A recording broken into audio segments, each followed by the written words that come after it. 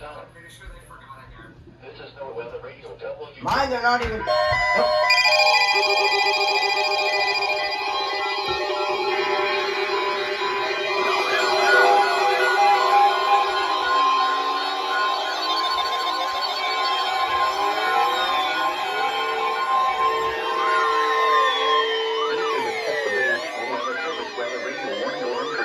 WWG56 for the Mahoning Valley listening area of northeast England, Ohio.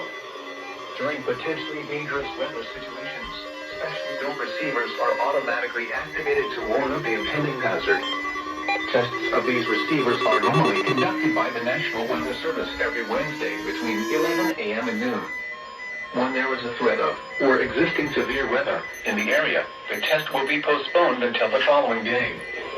This ends the test of the National Weather Service weather radio warning alarm.